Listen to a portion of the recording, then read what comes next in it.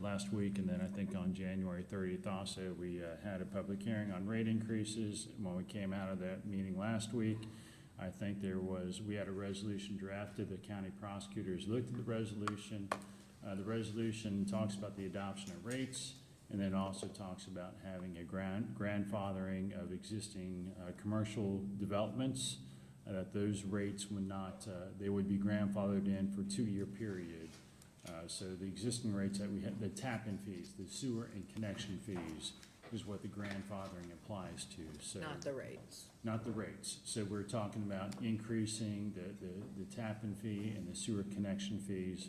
But those subdivisions, those commercial developments that we have quoted, fees to, and are in the process, in the development process, those tap-in fees, connection fees that we quoted would be good for a 2-year period. And we prepared a resolution, and those fees, this is the resolution that you see before you here. As we scroll down, if we can get down to it, it talks about, paragraph 4 talks about that. It talks about a 2-year period.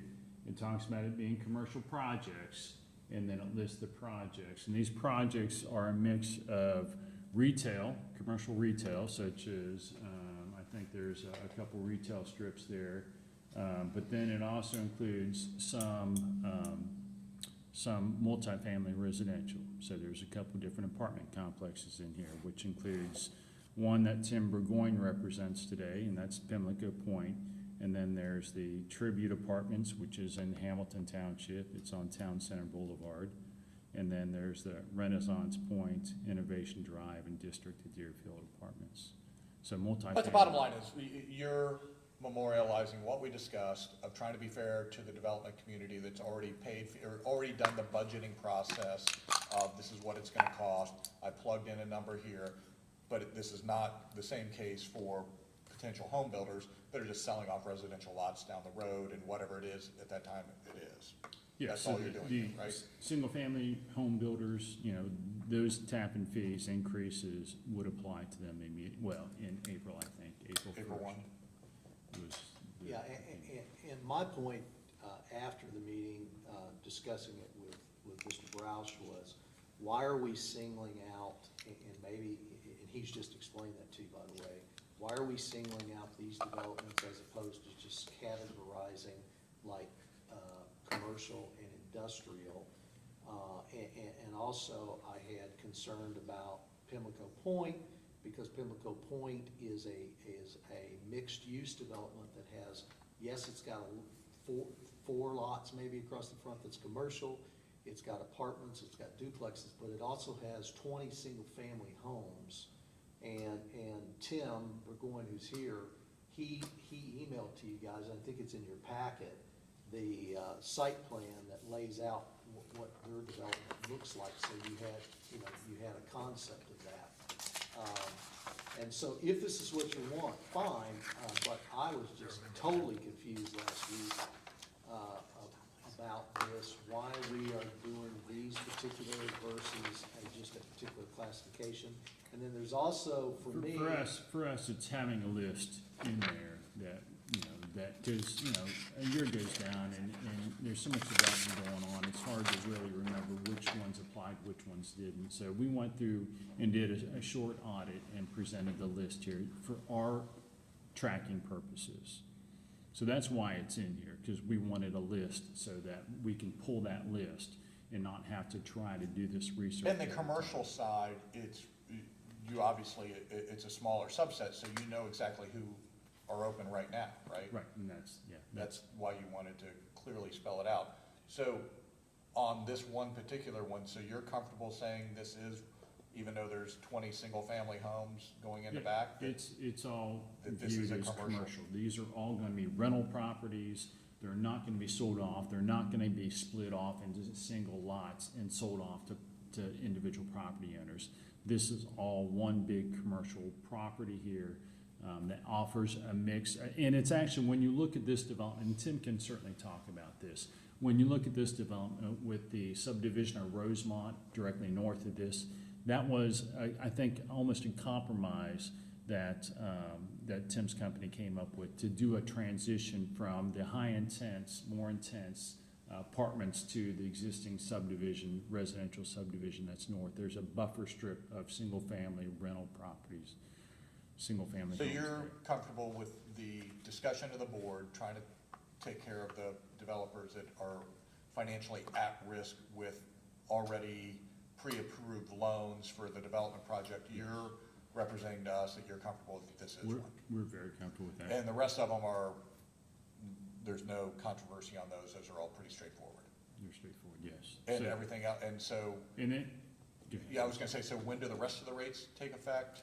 The Or rest of- when do all of these now take effect? The The, increases? April 1. April, Everything's April 1? yes.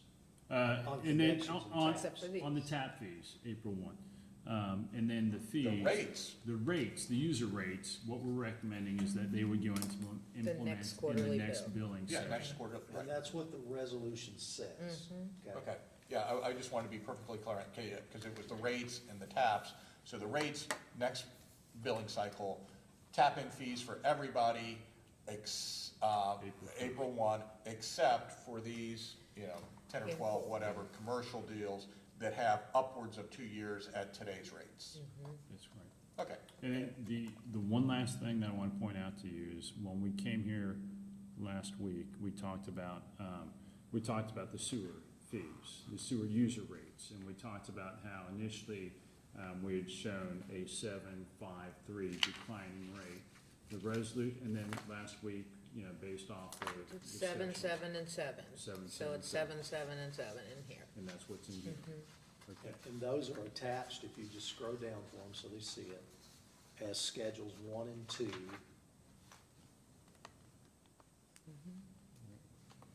Of what he showed you last week, and I just made those attachments to be incorporated.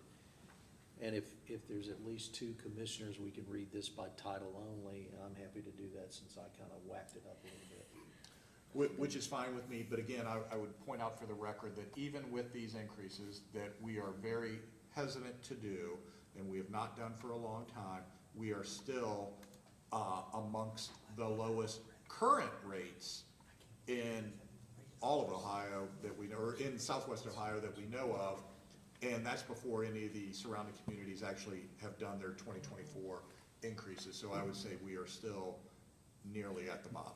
So with that, let's close this matter and move on. For your consideration is resolution to establish water and sewer user rates, water tap fees, sanitary sewer connection fees, and other fees and charges for 2024, 2025, and 2026, and modify the Warren County Water and Sewer Department rules and regulations relating thereto. So moved. Second? Roll call? Mr. Young? Yes. Mr. Grossman? Yes. Mrs. Jones? Yes. Thank you, Chris. Thank you, I appreciate it. Thanks. Very good. Anything else come before us? I think we have just one add-on, or one last thing, and that is, Bruce, I think has given you a resolution. We've had a issue that's come before us in the last, I say new term, I like, last week or so relative to kind of a parking and a sign that is on the campus relative to some of the campaign season that is going upon us here. And so, Bruce, can I maybe hand it over to you for some context and history? Yeah. There are 3 issues that I want to bring to your attention, like we've had townships and staff do today, just for some direction from you. First of all, the first issue is, and do you have the letter that you can pull up? The first issue is that you, the Board of County Commissioners, have received a notice of violation of the Lebanon ordinances relating to signage. You have been served because you are the owner of the property. Please don't walk away. If you would, scroll all the way down to the very last page. Oh, you don't, yeah, go all the way down. So the circumstances that cause us to have this discussion today, keep going, just, there you go, is a particular vehicle that has a political sign in it, and in light of the fact of the content of that, which which the city ordinance doesn't regulate, nor does the second issue, I'm gonna bring to your attention, regulate content. This particular sign is a political sign, and its content involves Commissioner Grossman's wife. And in light of that, at least two of the three issues, if not all three issues that I want to bring to your attention today for consideration, since it involves that, it would be my recommendation that Commissioner Grossman not participate in any decision-making or even the discussion of the first two issues. Why is that? Because this involves your wife, and you're gonna have to make a decision. But I'm not responsible for the truck, nor is my wife responsible for whoever did this. Well, there's also an allegation, and if you wanna get the sheriff over here, the last Friday, the sheriff, particularly our chief deputy, Barry Riley, contacted the owner of this vehicle, asked them politely to remove it. He talked with a male subject who said, yeah, we'll do that immediately. He then received a call back within a few minutes from a female who said that the sign wasn't a violation of anything, and that they had been told it could be there. And I'd rather you hear this from Barry, but my understanding was their allegation, whether it's factually accurate or not, was that you, Commissioner Grossman, had told them it could be here. And I'm hearing you say that apparently that must not be the case. No, it isn't the case. And, But that's what the person said. well, who is the person? I don't know who that person is, because Chief Deputy Riley used the means that they have within their department to determine who owned this vehicle. And I think at one point, Martin asked for that, and Chief Riley refused to provide that information. Huh, I don't know. I mean, so first off, I know who owns the vehicle, because I went and found out who owned the vehicle. And second off, with regard to, I agree with, I don't think that this is important in terms of political campaigning. I don't think it influences anything. So I don't think that's important to have. Are you sure you want to have this discussion? I mean, our legal counsel just told you not to participate. Yeah, I know, but I want to understand why. Because I think that his point is that I had something to do with keeping the vehicle there. I think that's what he's saying. Well, also that if you were to participate to try to influence one of the other commissioners or in some decision-making about what are we gonna do to respond, if anything, to the city of Lebanon's notice of violation, this could have a direct impact on your wife's campaign. Yeah, and I think on that, the issue of responding to Lebanon, I'm happy to absent myself from responding to Lebanon. I don't know anything about the Lebanon ordinance, but here would be my question, Bruce, with regard to Lebanon. And I will absent from having any discussion about whether or not how you respond to this. I'm all in favor of that, if that's your advice. However, here's my question. Is this Lebanon ordinance how does this apply to, what is the provision that applies to this? It says mobile signs which are parked, I can read it, mobile signs which are parked or located for the primary purpose of display, which are not regularly driven or towed. So here's what I'm curious about. Is this thing simply a problem because it's parked there for more than a day or an hour or 3 hours or 5 hours? In other words, obviously there's trucks all over the place which have signs on their side. There's vehicles that have bumper stickers on them. So if I understand the regulation, the reason why there's a violation, I'm just asking the question, I'm not gonna deliberate or discuss it. I wanna understand the violation. I think what they're saying is that the reason why this is a problem for them is that because it is parked there and not regularly driven. So it appears to me that this vehicle is a problem because it's not being driven every day, but is remaining there for a period of time. Is that your understanding of the violation that they're alleging? I don't have any understanding, but let me make something clear on the record. First of all, it's my job to give you legal advice, and part of that legal advice was a recommendation to you. I don't make decisions for you. That's your decision to make whether to recuse yourself or not. I am recusing myself from decision-making. I'm just asking you, But is the you're not violation that we're being alleged to have had because it's parked there for is that what it is? It's not regularly driven? So you're electing to recuse yourself from decision-making, but you're not electing to recuse yourself for participating in the No, discussion. I am absolutely not gonna discuss. I'm asking you what the violation, no, I'm asking a question as to what the violation is. All I can tell you is what the letter says. You could bring it back up to page 1. It's highlighted in yellow, and that's the author of the letter, who is their code enforcement inspector. And it's highlighted in that full, next to last paragraph, is their conclusion that this vehicle meets the definition of mobile sign as displayed is specifically prohibited. I can tell you the truck was moved last Friday after Chief Deputy Riley contacted, even got the call back, and that it was back mid-morning yesterday in the same, the adjacent parking space. And then this morning, it's in the Common Pleas Court parking lot, not the Board of Elections. I can tell you that stuff is factual, but if you're gonna recuse yourself from participating in the discussion and the I am. the I just wanted to ask decision-making- what the violation was, Yeah, that's all. there it is right there, and you can see it yourself. That's all that I prefer to say about that. Is the yellow that's highlighted related to that? Correct. So, Bruce, so I see this is from the city of Lebanon, I see what the violation is. So if we were a residential property, we would just go out and remove the sign. In this instance, then we would tow the truck. Is that what they're seeking, if they won't voluntarily remove it? Well, the important distinction is, this isn't related, this isn't any kind of notice or alleged violation against the truck owner.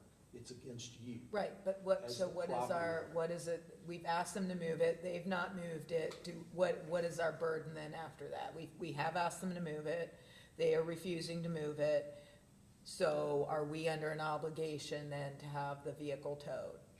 We're under an obligation, unless you want to defend this allegation by the city, we're under an obligation to abate it. How you abate it is up to you. But Bruce, the problem's twofold. It's not just the city.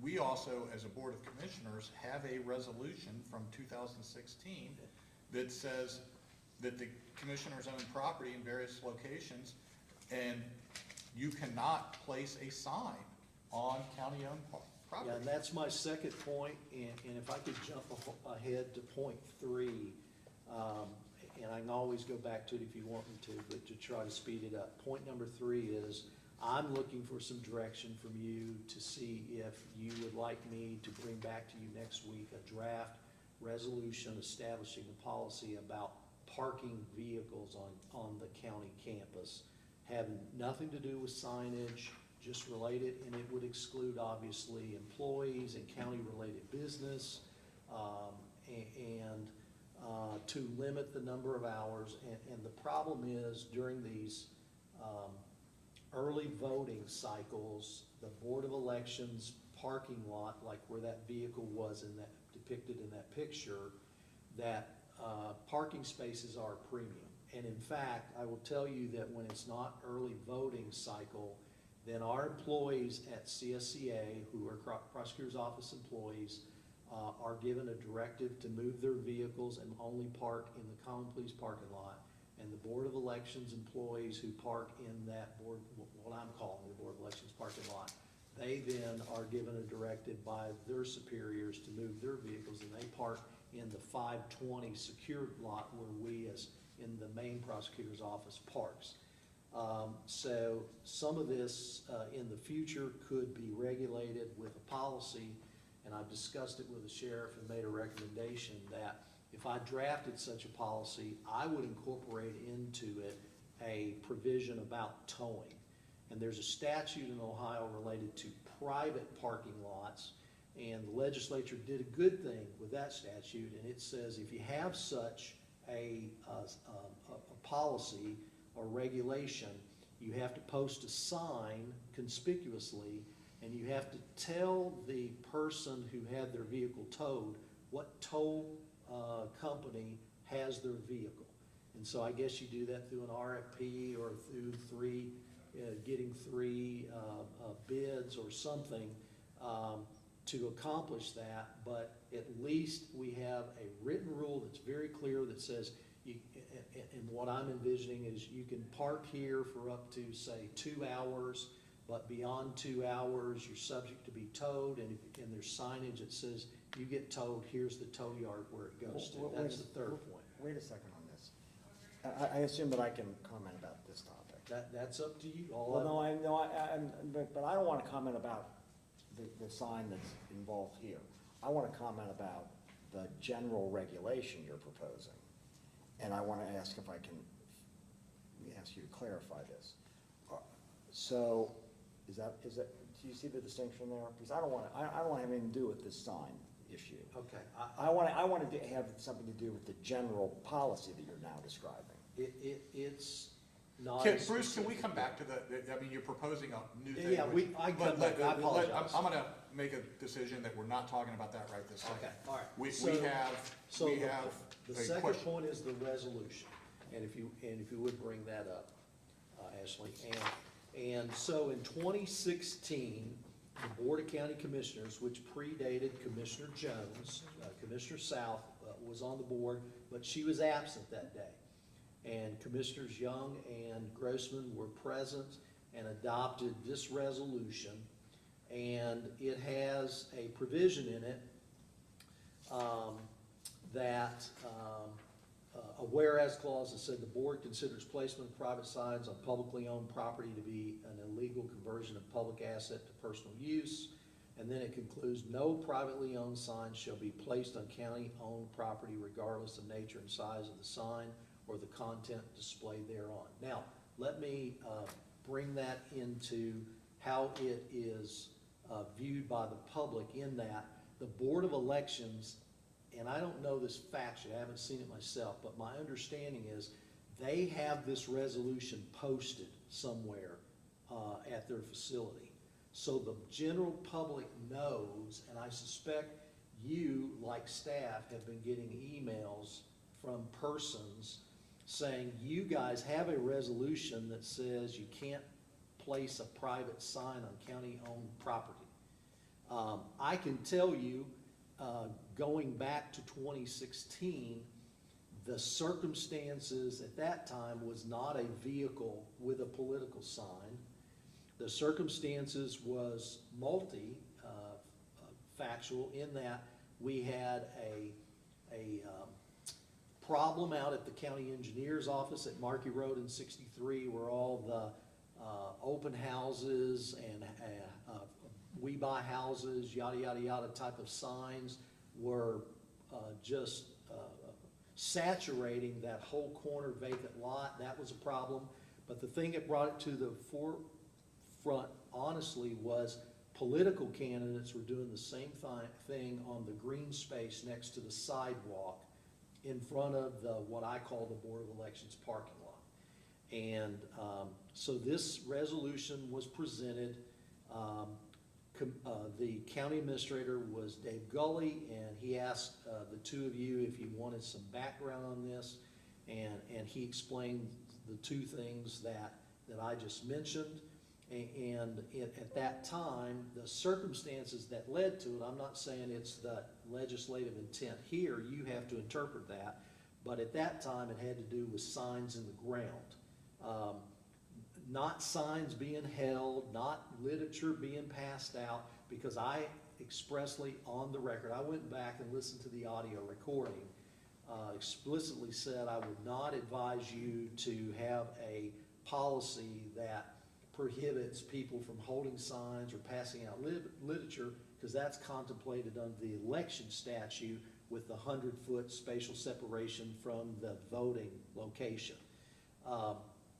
So you had this resolution come forward, and there wasn't a lot of comment by the commissioners on the record. Commissioner Grossman had a few things to say, like, I don't have a problem with this. He asked the question to me because the administrator, Dave Gully, said, you know, what about people holding signs? What about people putting signs in the ground? And Commissioner Grossman asked me, does that make a difference? Because, you know, it's a polling place. It was our only polling place factually. But nevertheless, this resolution says what it says. And the public who have, and not only the public, but I've ran this by lots of people, colleagues in the prosecutor's office, law enforcement, and all the responses that I've got have looked at this and says, well, that truck's gotta go. It violates this policy. So the purpose of this second point today is to ask two commissioners, what is the intent of this? Does this mean not only are we violating the city ordinance, but are we allowing this vehicle to be there? Is it also violating the county commissioner's resolution from 2016? That's the question. And again, I wasn't here, I'm just reading the plain words of the text, and it that's all you seems, got. and it seems to me that, if we're considering the placement of private signs on publicly owned property to be an illegal conversion of public asset to personal use, and that it's within our authority to ban the placement, it's not saying under what, how or where they're placed, it's just saying you can't advertise your business or your politics or your flea market or whatever, your garage sale here. I would say that, you know,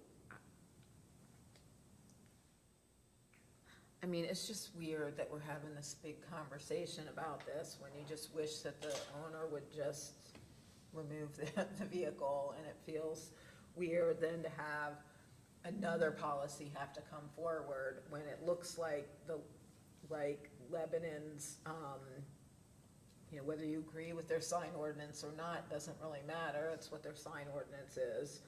We've made a good faith effort to comply with that.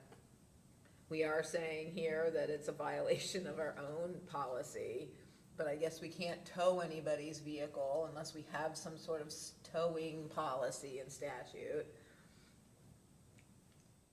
I mean, Well, I wouldn't reach that conclusion. I'm just saying to you that the resolution speaks for itself. It doesn't address towing, but your obligation of the city ordinance is to abate the violation.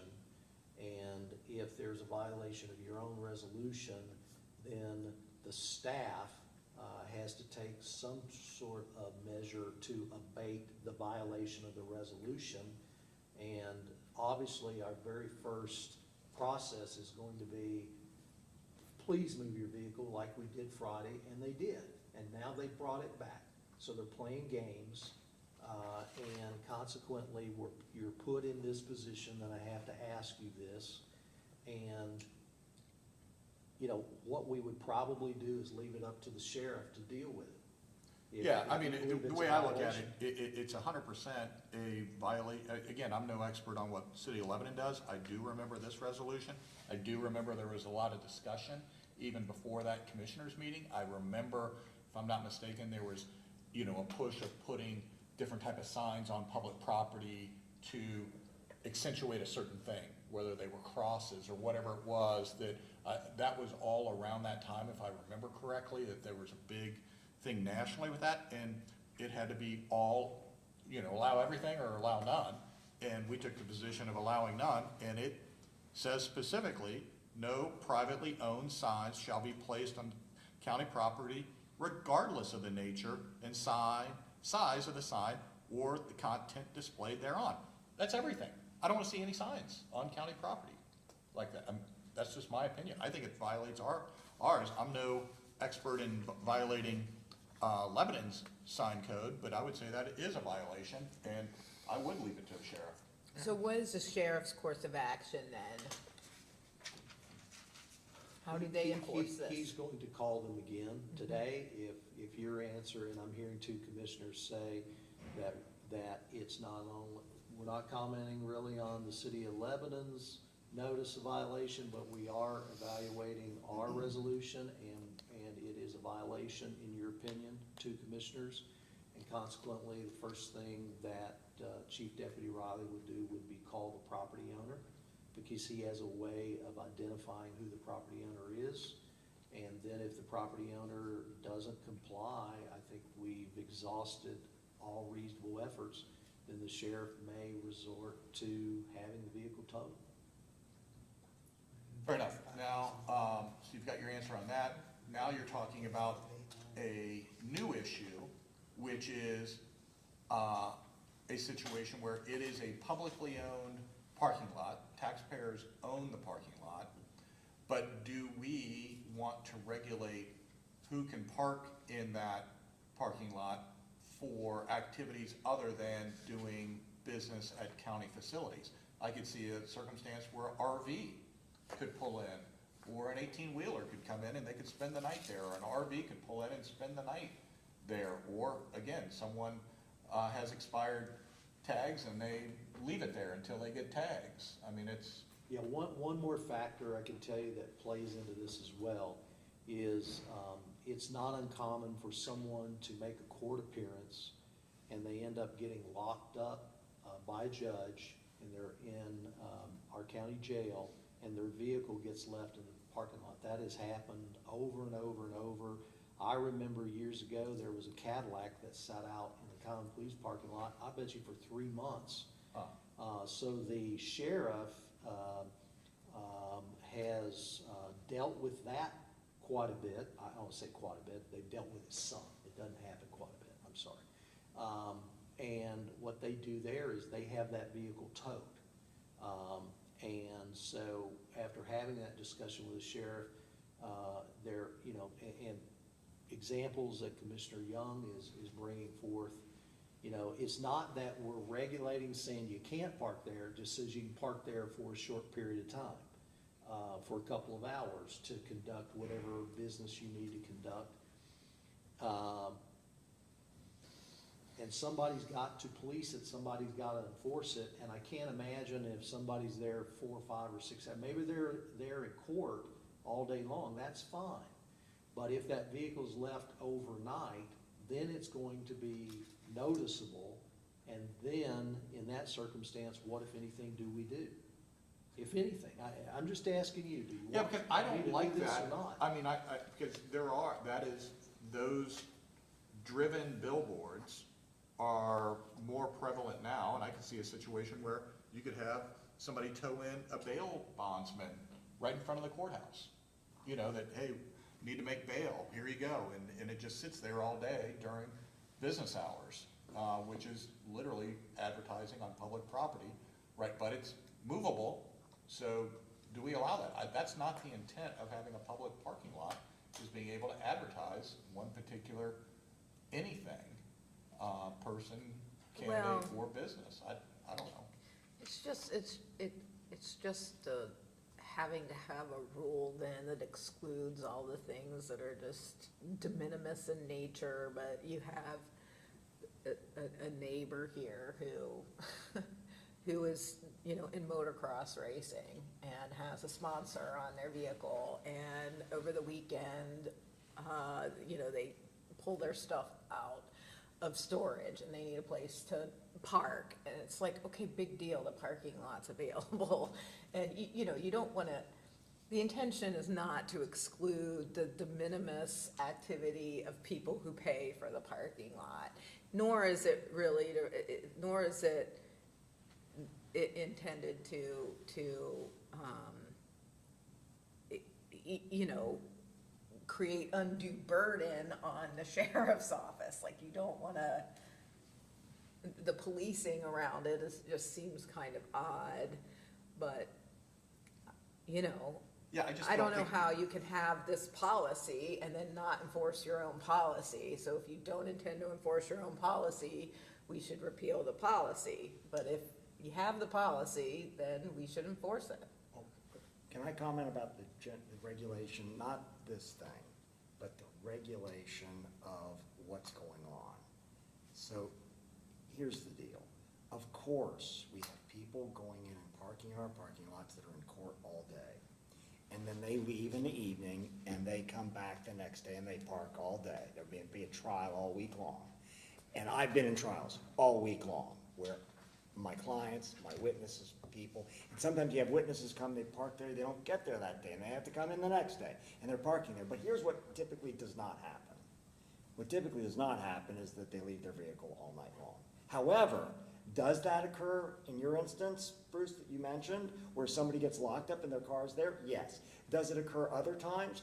Lots of other times it occurs, for a variety of reasons that we don't do, because we're not policing it to really know what's happening, because, and I'm presuming that there are vehicles out there that are parked by people that are county vehicles, which of course we should be able to distinguish, and that we should permit those. And then there are people that might be working at night, at the sheriff's office or whatever, or there are other people that might be working in our facilities because there's some contractor, I don't know. So then the question is, how do you distinguish between who's there lawfully or not? And you can't have a 2-hour regulation because they can be there a lot longer, but it seemed to me as the problem is a lengthy period of time. And up until this issue that apparently happened, we've never bothered with any of that. Now we also know that if the problem is not simply a vehicle parked there, because I think that's what you're talking about, it's just a vehicle parked in our lots overnight or for an extended period. And that's, I think, what you're trying to deal with. Do we have a rule that says a vehicle that stays there, and we see the vehicle there for 3 days or 4 days or 5 days. Now, do we have a rule that says you can't park there for 5 days? And we watch every vehicle in the parking lot to see if it's in the exact same spot. And I know that there's some people in some municipalities that say you can't park on this street constantly. You gotta move it. And then they actually go and they mark the tires and they mark the streets to see, well, is it being moved or not? And if they don't move it and they see that that mark stays the way, then they tow it. But what they don't want is to say, oh, a vehicle comes and parks in this spot during the day lawfully, and then they move at night, and then they come the next day and they park differently. But of course, the tire's not gonna be in the exact same location as their little chalk mark. So they're gonna know that. So do we wanna have a rule that prohibits all non-county cars or employee cars from parking overnight or for an extended period, and how do we police that? It seems to me that I just don't even know that that's the question we're confronting with isn't that what today. Bruce is Not suggesting? today, I'm just asking, are you Yeah. interested in I mean, such a I thing? guess I would just say is that it feels like in this vehicle in question Well, I is don't wanna talk about that. is violating this resolution. And as such, I think it would be my opinion that we defend our resolution. And if that in your mind is to inform the sheriff's office that we want them to I think that's already been follow asked it. and answered. Yeah, That's yeah, already right, been settled. Exactly, That's I been agree. settled. But I feeling- guess I don't see, I guess then the second piece of that, Dave, is I don't see any need to, Well, I think go it's down important, this- I think it's, well, let me finish my point though, Shannon. Because, look, Bruce's third point is important. Do we regulate a extended parking in the same location of vehicles on the lot? Is the real problem that? In other words, if a vehicle is moving every day, and it isn't the signage that's the issue, it's the placement of the vehicle in the public parking lot. It isn't, so for example, there are all sorts of vehicles now that are totally advertising. I mean, you've seen them on the road. They're on their windows, they're on the side of the car, they're on vans, et cetera. And I don't like the fact that now some of the places that I bought cars from literally are advertising vehicles, for advertising their particular automobile dealership. And they're emblazoned all over the car, a big sign on the windows. I don't like it. But they do it. And so when I get a loaner car from them, they've got all that signage on them. And so it isn't the sign, though, that's the issue. It's not whether you got a bumper sticker or a sign or whatever. It's How long is the vehicle allowed to Yeah, stay there? but I actually don't think that that's the issue. Okay, now, on this particular matter, I know exactly what was going on with that. And that was that we didn't want people to place it in the ground, and we didn't want them, because here's what they do. On election But day. that's actually not what it says, so But again, I don't want to debate this. No, I'm not, we're not debating it, here's the point. But you're trying to influence it. No, I'm not. You've already made a decision. I'm not influencing it at all. What I'm saying is that the Board of Elections enters into contracts with people who have polling places on election day. It's one day. And in those places, they want these people to be able to have people handing out literature, having placards, putting in signs beyond 100 feet, because it's regulated. You can't influence egress and ingress. You can't impede people. You cannot stop people. But they want them to be able to do electioneering beyond the 100-foot barrier, which includes, and you know this because you guys have all been campaigning and you've done this before, they put their signs in those locations. And then the question we were addressing here related specifically to that type of thing that was occurring at every polling place on one day. And then the question was, do we allow it for the 30-day period where the election voting is happening at our Board of Elections? That's the exact issue that was being addressed. Now, I agree with you that there was other places that were involved. I would disagree with you, Tom. I mean, Because, that may be your memory, but I went back and listened to the audio recording. And I was very clear in expressly stating the county only owns one location where there's polling that takes place. And it's the parking lot of the Board of Elections, and that was the only issue that this resolution. I agree with that. I agree with that entirely. But my point is, why was that arising? What were the people doing?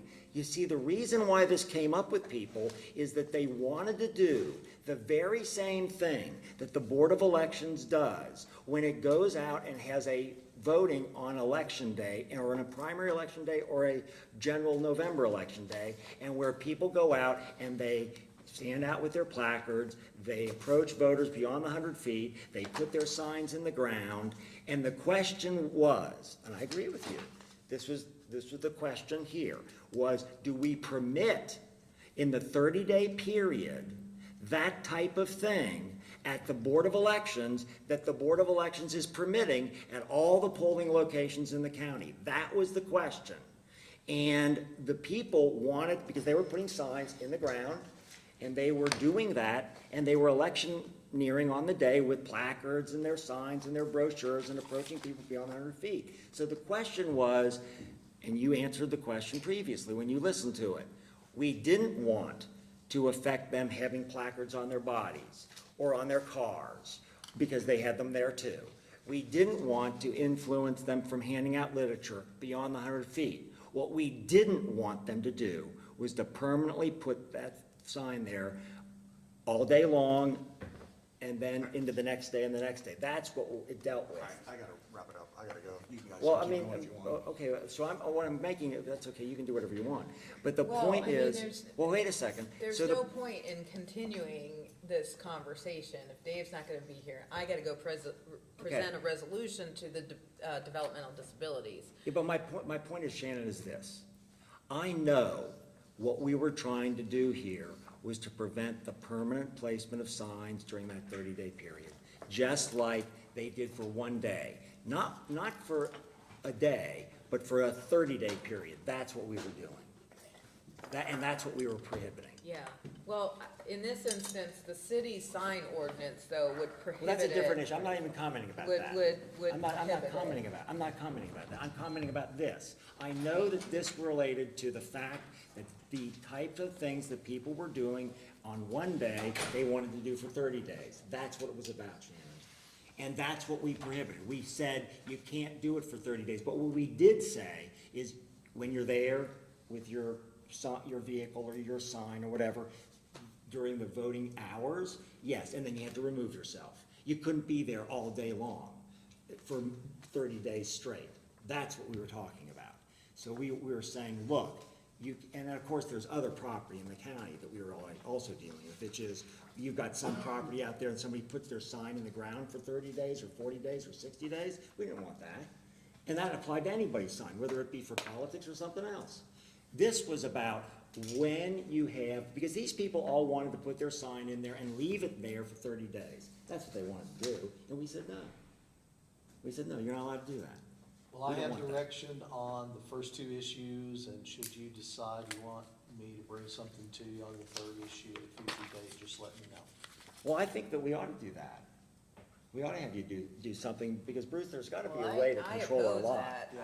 I oppose, I So there's oppose two that. commissioners left, and we don't have two supporting it, so. I mean, you can bring it up at the next meeting, but I would not be in favor of that. Okay, thank you.